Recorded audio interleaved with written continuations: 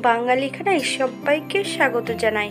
আমরা অনেকেই তেল মশলা পরিমাণ গরমের সময় খুবই কম খাই, ঠিক তেমন একটা রেসিপি আজ। তাই আজকে আমি তেল মশলার একদম পরিমাণে কম দিয়ে একটা অসাধারণ কাতলা মাছের রেসিপি আপনাদের দেখাবো। খুব সহজে আপনারা এটা শিখে নিতে পারবেন ছোট ছোট টিপস সহ।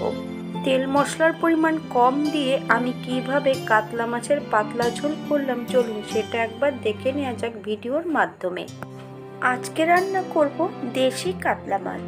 এখানে আমি 5 পিস কাতলা মাছ নিয়ে নিয়েছি। 1 চামচ নুন আর 1 চামচ হলুদ গুঁড়ো মাছের গায়ে বেশ ভালো করে লাগিয়ে নিতে হবে। একটা কড়াইতে বেশ কিছুটা সর্ষের তেল অ্যাড করেছি। তেল গরম হবার পর সামান্য একটু নুন অ্যাড করতে হবে।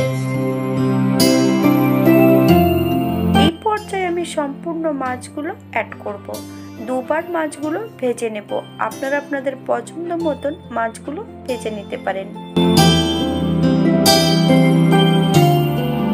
হাতে যদি একটু সময় থাকে তাহলে একটা লাইক কমেন্ট শেয়ার করবেন, আর ভিডিওটি যদি ভালো লেগে থাকে তাহলে চ্যানেলটি সাবস্ক্রাইব করবেন। পাশে থাকা বেলটি কিন্তু বাজিয়ে দেবেন, নইলে নিত্য নতুন রান্নার রেসিপি পাবেন না। এই পর্যায়ে আমি সম্পূর্ণ মাছগুলো তেল থেকে তুলে নেব। দ্বিতীয়বার একই পদ্ধতিতে মাছগুলো ভেজে নিতে হবে।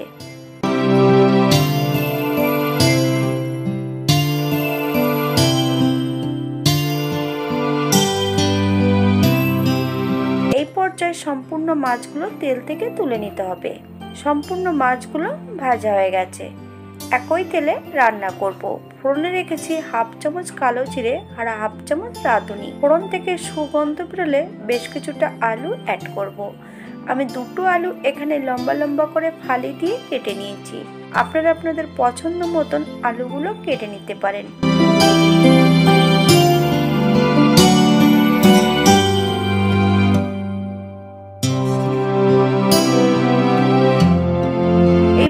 অ্যাড করব বেশ কিছুটা কাঁচা লঙ্কা ফালি দিয়ে রেখেছিলাম।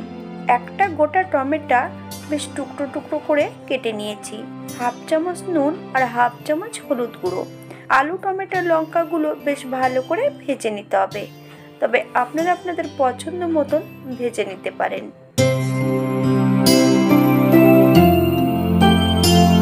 এই পর্যায়ে বেশ কিছুটা বাটা মশলা অ্যাড করব। আদা, জিরে, ধনে, শুকনো লঙ্কা একসঙ্গে বেটে রেখেছি 1 চামচ অ্যাড করব। সামান্য একটু জল দিয়ে বেশ মশলাটা ভালো করে কষিয়ে নিতে হবে। এই পর্যায়ে সম্পূর্ণ মাছগুলো অ্যাড করব। 2 থেকে 3 মিনিটের মতো মিডিয়াম আঁচে মাছ ও মশলা আলু দিয়ে আবারও আমি কষিয়ে নেব। এই পর্যায়ে অ্যাড করব 2 কাপ ফুটান্ত গরম জল। আপনাদের যতটা গ্রেভির প্রয়োজন আপনারা ততটা জল অ্যাড করতে পারেন। 5 থেকে 7 মিনিটের জন্য ঢাকা দিয়ে রেখে দেবো, যাতে আলু ও মাছগুলো ভালোভাবে সেদ্ধ হয়ে যায়। 7 মিনিট পর হালকা হাতে একটু নাড়াচাড়া করে নিতে হবে। একবার চেক করে নিতে হবে আলুগুলো সেদ্ধ হয়েছে কিনা। আপনারা নুনটাও এই পর্যায়ে চেক করে নিতে পারেন। 5 মিনিটের জন্য স্ট্যান্ডিং টাইম দিতে হবে, তারপর সার্ভ করব।